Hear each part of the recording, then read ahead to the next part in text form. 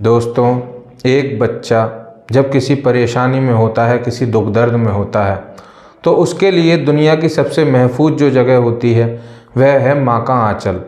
दोस्तों, वाकई में ही एक माँ को पता नहीं ईश्वर ने कौन सी ऐसी शक्ति दी है जो कोई भी बच्चा जब अपनी माँ के आंचल में जाता है तो वह दुनिया की सारी परेशानियों को भूल जाता है।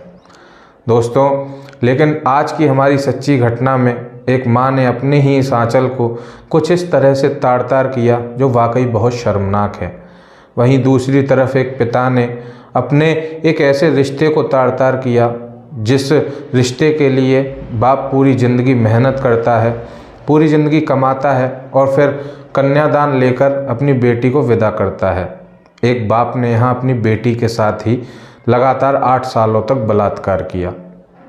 दोस्तों, 29 अप्रैल 2022 की दोपहर तकरीबन 2 बजे चेन्नई हाई कोर्ट में एक अदालत बैठी हुई है और इस अदालत में एक केस का आज फैसला सुनाया जाने वाला है। जज साहब अपनी कुर्सी पर बैठे हैं।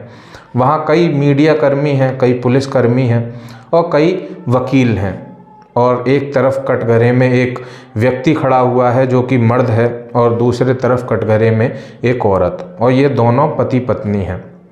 और सब ये सोच रहे हैं कि पता नहीं जज साहब इन दोनों पति पत्नियों को क्या सज़ा सुनाएंगे। दोस्तों, कि तभी जज साहब की नज़र उस औरत पर जाती है और जज साहब ये कहते हैं कि इस औरत को 10,000 रुपये का तो जुर्माना लगाया जाए और इसे तब तक जेल में रखा जाए जब तक इसकी मृत्यु ना हो जाए। दोस्तों, ये सज़ा इसे सुनाई गई और फिर तुरंत जितने भी लोग उस अदालत में मौजूद थे वह जज साहब की ओर देखने लगे और ये सोचने लगे कि अब पता नहीं जज साहब इस व्यक्ति को, इस मर्द को क्या सज़ा सुनाएंगे, इस औरत के पति को क्या सज़ा सुनाएंगे। तो जज साहब फिर इस पति की तरफ देखते हैं और फिर इसके लिए एक सज़ा सुनाई जाती है और जज साहब कहते हैं कि इस व्यक्ति को समाज में ये रहने लायक नहीं है और ये समाज के लिए एक कलंक है, एक बाप के नाम पर धब्बा है और इसे जब तक फांसी के तख्तों पर लटकाया जाए जब तक इसकी मौत ना हो जाए। दोस्तों, वाकई में ही ये जो सज़ा थी वह बहुत कठोर थी, बहुत दर्दनाक थी। और जब ये खबर लोगों में फैली, आसपास के शहरों में, जब देश विदेश में फैली, तो लोग ये सोच रहे थे कि पता नहीं पति पत्नी ने ऐसे किस जुर्म को अंजाम दिया है जो इन्हें फांसी और उम्र कैद की आजीवन कारावास की सज़ा सुनाई गई है। दोस्तों, लेकिन वाकई में ही इन्होंने एक ऐसा कारनामा किया था जो वाकई में ही शर्मनाक था। और जब आप भी इनके इस कारनामे को सुनेंगे तो ये सोचने पर मजबूर हो जाएंगे कि आज भी हमारे समाज में, हमारे आसपास न जाने कैसी कैसी विकृत मानसिकता के लोग घूम रहे हैं। दोस्तों नमस्कार, मैं देव शर्मा आज फिर हाजिर हूँ आपके लिए एक सच्ची घटना के साथ। आज की हमारी ये सच्ची घटना चेन्नई से है। चेन्नई में ही एक जो इलाका लगता है इसका नाम है वेलाचेरी और इसी इलाके में एक कॉलोनी पड़ती है, इसका नाम है अन्ना नगर। 5 फरवरी 2022 की सुबह एक 15 से 16 साल की बच्ची, इसका नाम है आयशा, यह अपने घर से तैयार होकर सुबह सुबह अपने स्कूल के लिए निकलती है और वह अभी अपने स्कूल पहुंची भी नहीं थी कि आधे रास्ते में ही उसके पेट में बहुत ज़ोर से दर्द होने लगा। वह अपने स्कूल नहीं गई और लौटकर अपने घर वापस आ गई और अपनी माँ से बोली कि माँ, मेरे पेट में बहुत ज़ोर से दर्द हो रहा है। इसकी इस हालत को देखकर इसकी माँ की भी हालत ख़राब हो गई और वह तुरंत इसे हॉस्पिटल में लेकर जाती है और डॉक्टर से इसका चेकअप करवाती है। और जब डॉक्टर इस बच्ची के पेट का चेकअप करते हैं तो वह हैरान थी।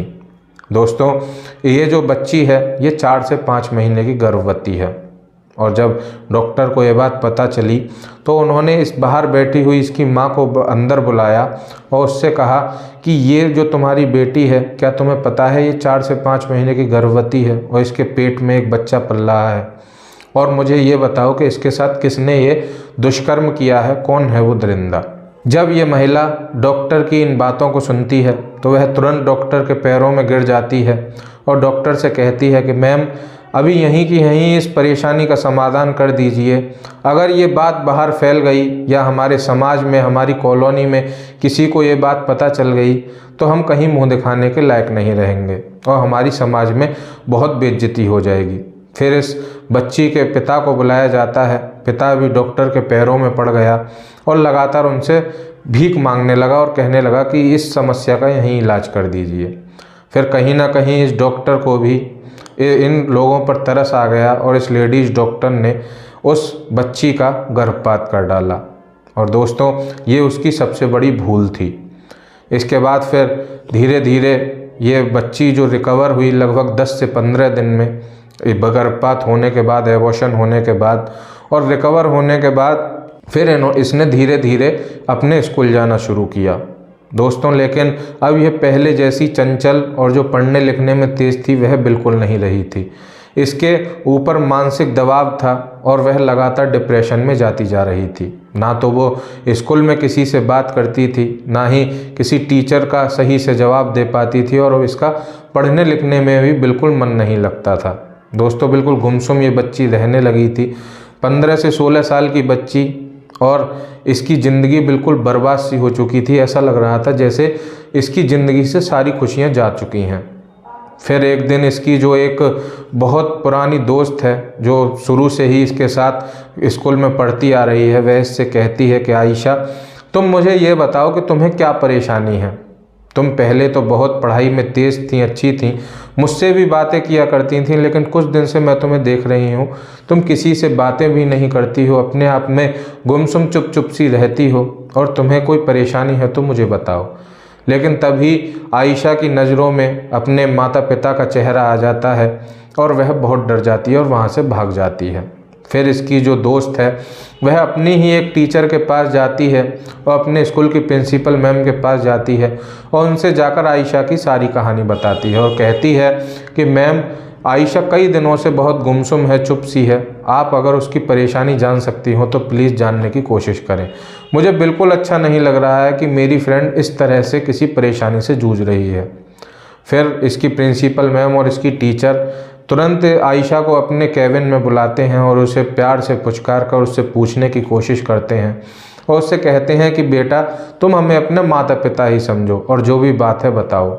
माता पिता का नाम सुनते ही आयशा फिर एक बार डर जाती है, लेकिन ये प्रिंसिपल मैम और इसकी टीचर इसे फिर भरोसे में लेते हुए और इससे पूछताछ करने की जब कोशिश करते हैं तो ये बच्ची रो पड़ती है और रोकर अपनी टीचर के गले लग जाती है और कहती है कि ये कहानी शुरू होती है लगभग 2013 से। 2013 में मैं जब 8 साल की थी और मैं छोटी थी और मैं अपने माता पिता के बीच में ही सोया करती थी कि तभी एक दिन मेरे हैवान पिता ने शराब के नशे में मेरे साथ बलात्कार कर दिया। और फिर वो बलात्कार करने के बाद जब ये बात मैंने अपनी मम्मी को बताई तो मम्मी ने उन्हें खूब डांटा और उन्हें खूब फटकार लगाई। फिर मेरे पापा अगले दिन मेरी मम्मी के पैरों में पड़ गए और गिड़गिड़ाने लगे और उनसे बोले कि मैं आज के बाद कभी अपनी बेटी के साथ ऐसा दोबारा नहीं करूँगा। मम्मी ने उन पर भरोसा कर लिया, लेकिन पापा नहीं माने और वह लगातार सन 2013 से लेकर 7 से 8 सालों से लगभग 2020 और 21 आ चुका था, वह लगातार अपनी बेटी के साथ ये हैवान दरिंदा लगातार रेप कर रहा था, बलात्कार कर रहा था। और ये बच्ची लगातार अपने इस पिता के इस जुर्म को सह रही थी दोस्तों। फिर एक दिन ये फरवरी में गर्भवती हो जाती है और इसकी माँ इसे हॉस्पिटल में लेकर जाती है और फिर वहाँ दोनों इसके माता पिता इसका गर्भपात करवा देते हैं। और फिर ये सिलसिला शुरू होने वाला था दोबारा कि तभी ये बच्ची अपने प्रिंसिपल मैम से और अपनी टीचर को सारी बात बता देती है। फिर ये जो प्रिंसिपल मैम हैं और टीचर हैं और इस स्कूल का पूरा स्टाफ CWC पर कॉल करता है। CWC मतलब चाइल्ड वेलफेयर कमेटी। फिर चाइल्ड वेलफेयर कमेटी वाले इस स्कूल में आते हैं और आयशा को नज़दीकी थाने में लेकर पहुंचते हैं और वहां इन दोनों माता पिताओं के खिलाफ़ FIR दर्ज कराई जाती है और पुलिस गंभीर धाराओं में इनके ऊपर मुकदमा दर्ज करती है और फिर इन्हें गिरफ्तार किया जाता है। और ये मामला फास्ट ट्रैक कोर्ट में चलाया गया और लगभग फरवरी से लेकर और ये अप्रैल 2022 तक चला। फिर 29 अप्रैल 2022 को वो दिन आया जिसका बेसब्री से सबको इंतज़ार था। आज इन दोनों दरिंदे हैवान माँ बापों को सज़ा मिलने वाली थी। और वहीं चेन्नई हाई कोर्ट में एक अदालत लगी हुई थी और वहीं पर ये कटघरे में दोनों माता पिता खड़े हुए हैं।